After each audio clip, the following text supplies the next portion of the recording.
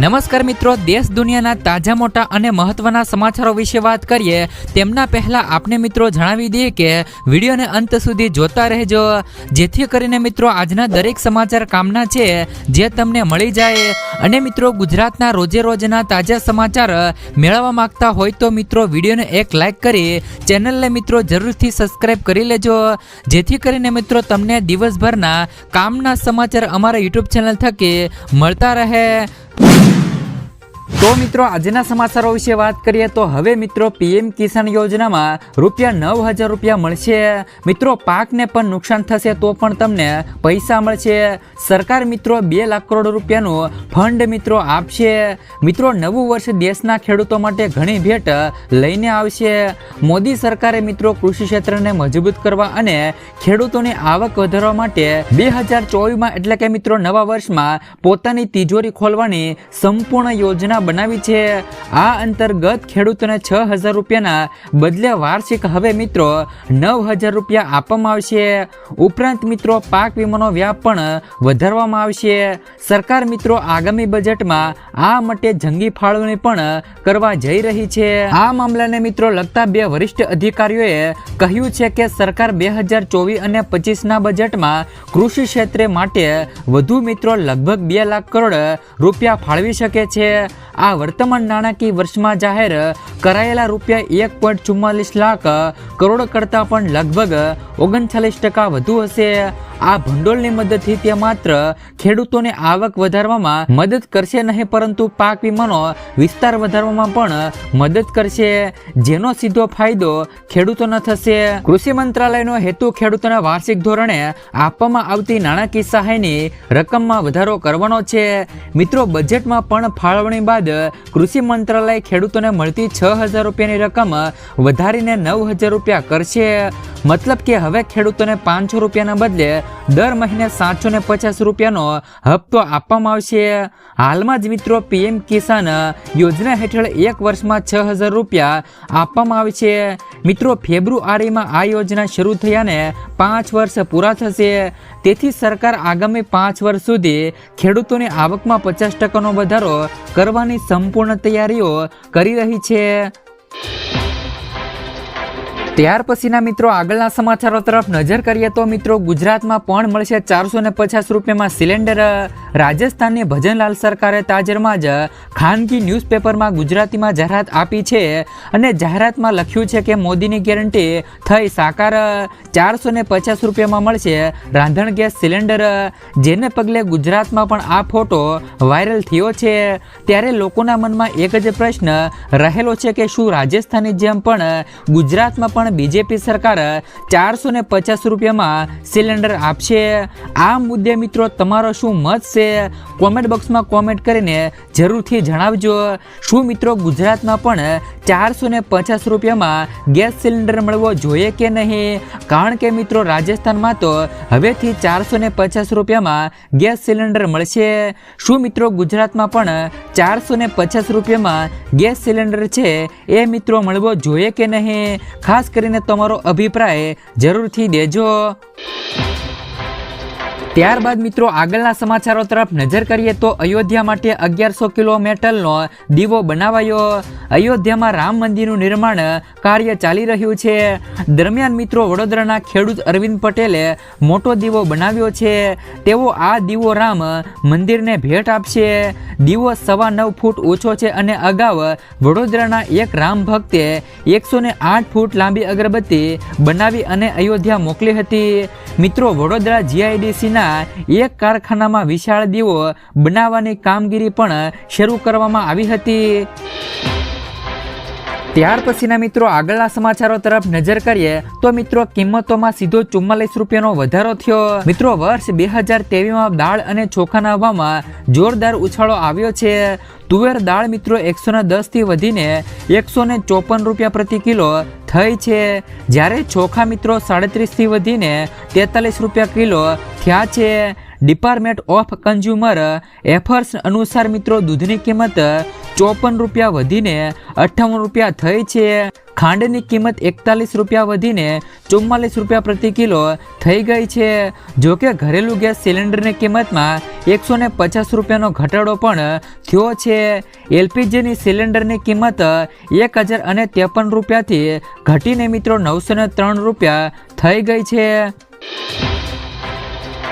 ત્યાર પછીના મિત્રો આગળના સમાચારો તરફ નજર કરીએ તો મિત્રો નવા વર્ષમાં ખેડૂતોને પાક વીમા યોજનાને લઈને આવ્યા સારા સમાચાર. મિત્રો ખેડૂતોના હિતમાં અમલમાં મુકાયેલી પ્રધાનમંત્રી ફસલ વીમા યોજનાનો વિસ્તાર પણ મિત્રો વિસ્તરણ કરવામાં આવી રહ્યો છે. આ યોજના હેઠળ મિત્રો ખેડૂતોને સારા પ્રમાણમાં મિત્રો સારું વળતર મળી શકે છે. મિત્રો આ યોજના 2016માં શરૂ કરવામાં આવી હતી. ખેડૂતોના પાકનો ખૂબ જ ઓછા પ્રીમિયમ પર વીમો લેવામાં આવે છે. આ માટે ખેડૂતોએ કુલ પ્રીમિયમના માત્ર 1.5%થી 5% જ ચૂકવવા પડે છે. જ્યારે મિત્રો બાકીની રકમ સરકાર દ્વારા જમા કરવામાં આવે છે. મિત્રો આ વખતે પીએમ કિસાન યોજના હેઠળ બજેટમાં 30% વધુ રકમ ફાળવવાની તૈયારી છે. જે મિત્રો ચાલુ નાણાકીય વર્ષમાં 60,000 કરોડ રૂપિયા હતી. એ જ રીતે મિત્રો પાક વીમા યોજના હેઠળ 17% વધુ બજેટ ફાળવવામાં આવશે. જે મિત્રો 2023 અને 24 માટે રૂપિયા 13,625 કરોડ રૂપિયા હતું. જોકે હજુ એ સ્પષ્ટ થયું નથી કે 1 ફેબ્રુઆરીએ રજૂ થનારા વચગાળાના બજેટમાં બજેટની ફાળવણી કરવામાં આવશે.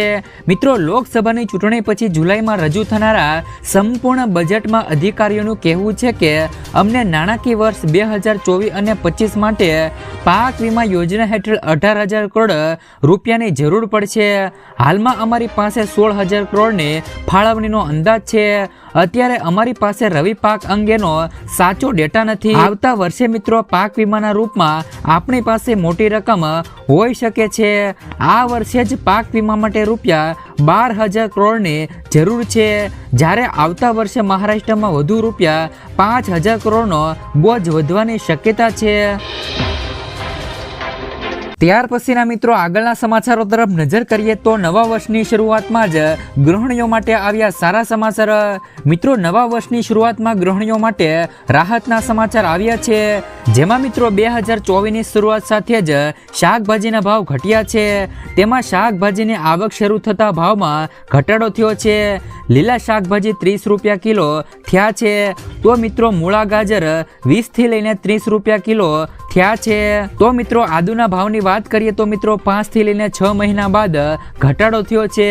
200 રૂપિયા કિલો આદુ મળતું આદુ હાલ 160 રૂપિયા કિલો થયું છે. તેમજ મિત્રો તુવેર દાળ 80 રૂપિયાથી લઈ 100 રૂપિયા કિલો સાથે જ ફ્લાવર અને કોબી 30 રૂપિયા કિલો થયા છે.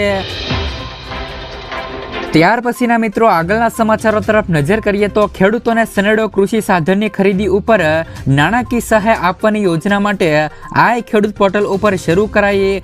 મિત્રો બોટાદ જિલ્લાના જે પણ ખેડૂત મિત્રોને જણાવવાનું કે ખેતીવાડી ખાતાના ખેડૂતોને સનેડો કૃષિ સાધનની ખરીદી ઉપર નાણાકીય સહાય આપવાની યોજના ઘટક માટે અરજીઓ મેળવવા આ ખેડૂત પોર્ટલ તારીખ 29/12/2023 ના રોજ મિત્રો સવારે 10:30 કલાકેથી તારીખ 28/1/2024 સુધી ખેડૂતો દ્વારા ઓનલાઈન અરજીઓ કરવા માટે પોર્ટલ ખુલ્લું મૂકવામાં આવશે.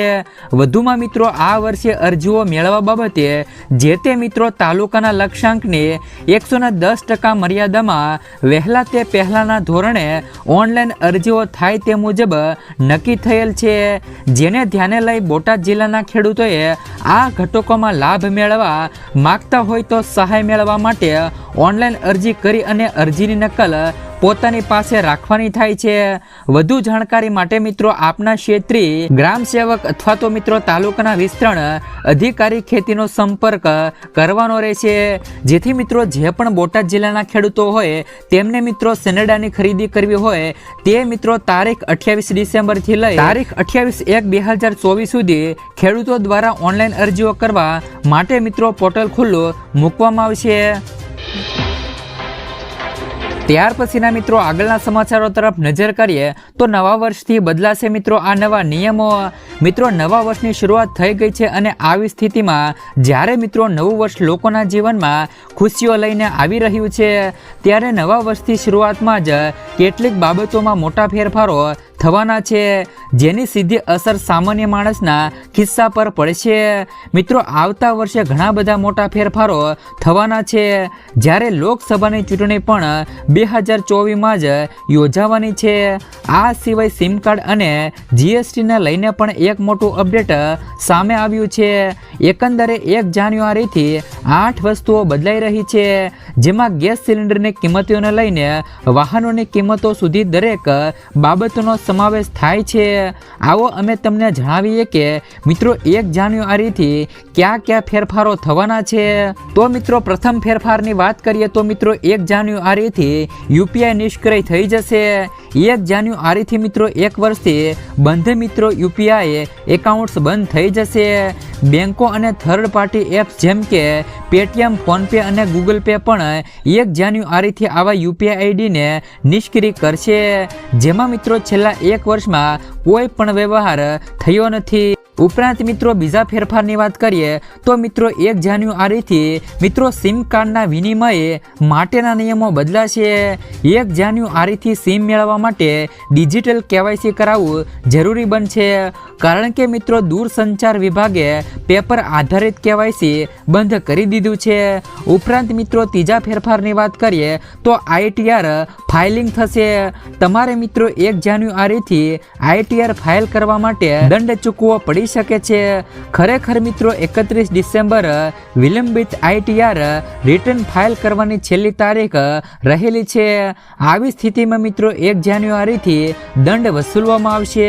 ત્યાર પછીના મિત્રો ચોથા ફેરફારની વાત કરીએ તો જો તમે મિત્રો મ્યુચ્યુઅલ ફંડમાં રોકાણ અથવા તો વેપાર કરો છો તો ચોક્કસપણે તેમાં નોમિની ઉમેરો અને સેબીએ તેની સમય મર્યાદા 31 ડિસેમ્બરથી વધારીને 30 જૂન 2024 કરી દીધી છે। ઉપરાંત મિત્રો 5મા ફેરફારની વાત કરીએ તો નવા વર્ષમાં શરૂઆતથી જ પાર્સલ મોકલવું મોંઘું થશે। ઓવરસીજે પાર્સલ મોકલવાના દરમાં 60% સુધીનો વધારો કર્યો છે। ત્યાર પછીના મિત્રો છઠ્ઠા ફેરફારની વાત કરીએ તો ગેસ સિલિન્ડરની કિંમતોનો દર મિત્રો મહિનાની 1લી તારીખે નક્કી કરવામાં આવે છે। આવી સ્થિતિમાં મિત્રો વર્ષના પ્રથમ દિવસે સામાન્ય લોકો માટે ગેસ સિલિન્ડરના ભાવને લઈને મોટી જાહેરાત થઈ શકે છે। ત્યાર પછીના મિત્રો 7મા ફેરફારની વાત કરીએ તો મિત્રો 1 જાન્યુઆરીથી દેશની ઘણી મોટી કાર કંપનીઓ વાહનોની કિંમતો વધારવાનો નિર્ણય લીધો છે। આ લિસ્ટમાં લક્ઝરી વાહનોના નામ પણ સામેલ છે। ત્યાર પછીના મિત્રો 8મા ફેરફારની વાત કરીએ તો વર્ષ 2024થી વિદેશમાં અભ્યાસ કરતા વિદ્યાર્થીઓ નોકરીઓ માટે તેમનો અભ્યાસ પૂરો થાય તે પહેલા વિઝા માટે અરજી કરવી પડશે, એટલે કે ત્યાં સુધી કોઈ પણ દેશના વિદ્યાર્થીઓ માટે વર્ક વિઝા પર સ્વિચ કરી શકશે નહીં, જ્યાં સુધી મિત્રો તેમનો કોર્સ પૂરો ન થાય ત્યાં સુધી।